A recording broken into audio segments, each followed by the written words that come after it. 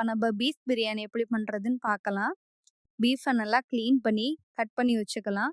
இப்ப கட் பண்ணி வச்சிருக்க பீஃப ஒரு பிரஷர் குக்கர்ல போட்டு, பீஃப்க்கு தேவையான அளவு தண்ணீர் ஊத்தி, அதுல 2 டேபிள் ஸ்பூன் இஞ்சி பூண்டு பேஸ்ட்டு, 1/2 ஸ்பூன் உப்பு, 1/2 ஸ்பூன் மஞ்சள்தூள் போட்டு பீஃப் வேகுற வரைக்கும் 4 to 5 விசில்ஸ் வச்சுக்கலாம். பாத்திரம் சூடான பிறகு 3 டேபிள் ஸ்பூன் ஆயில் ஊத்திக்கலாம். கீ போட்டுக்கலாம்.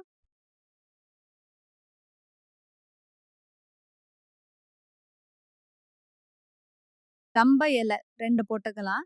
இப்ப 3 வெங்காயத்த ஸ்லைஸ் பண்ணி வச்சிருக்கோம். அந்த 3 வெங்காயத்த போட்டு நல்லா வதக்கிக்கலாம்.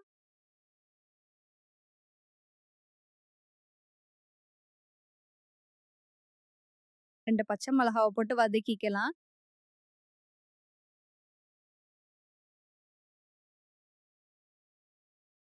தேவைப்படுற அளவுக்கு 2 ஸ்பூன் உப்பு போட்டு நல்லா வதக்கிக்கலாம். 3 தக்காளிய கட் பண்ணி வச்சிருக்கேன். அத சேர்த்துக்கலாம்.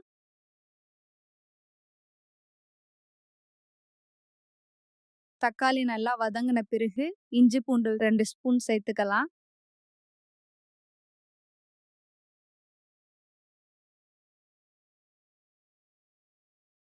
கொஞ்சமா மல்லிக்கீரை சேர்த்துக்கலாம்.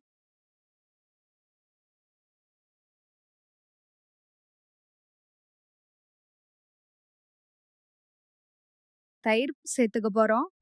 4 ஸ்பூன் தயிர் சேர்த்துக்கலாம்.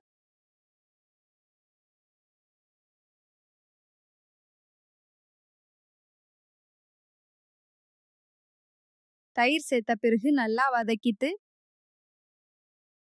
வேக வச்சு வச்சிருக்க பீஃப் அதுல சேர்த்துக்கலாம். பிரியாணிக்கு தேவையான மசாலாக்களை சேர்த்துக்கலாம். 1/2 ஸ்பூன் மஞ்சத்தூள், 2 tablespoon biryani masala, 2 tablespoon garam masala.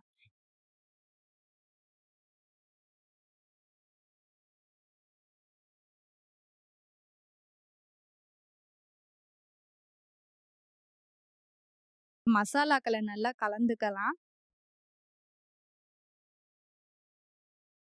பிரியாணிக்கு தேவையான தண்ணீரை நம்ம ஊத்த போறோம். நான் 2 டம்ளர் பாஸ்மதி ரைஸ் எடுத்திருக்கேன். அதுக்கு 3 டம்ளர் தண்ணி ஊத்தணும். நான் பீஃப் வேக வச்சிருக்க தண்ணி 2 டம்ளர் ஊத்திருக்கேன். 1/2 டம்ளர் தண்ணி ஊத்திருக்கேன். 1/2 டம்ளர் பால் சேர்த்திருக்கேன்.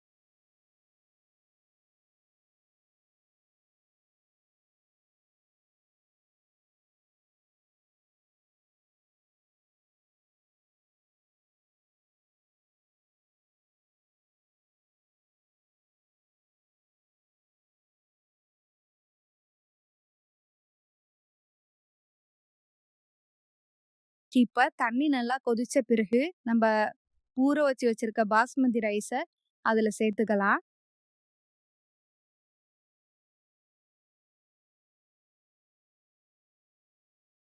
நல்லா மிக்ஸ் பண்ணி ஒரு லெவல்ல வச்சுக்கலாம். இப்ப நம்ம ஒரு 10 மினிட்ஸ் ஹை ஃப்ளேம்ல வச்சுக்கலாம்.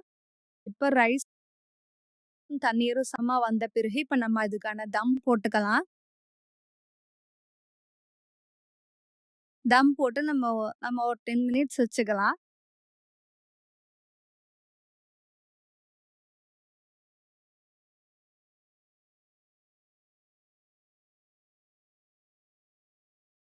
நம்ம தொறந்து பார்த்தோம்னா நம்மளுக்கு பிரியாணி ரெடி ஆயிடுச்சு.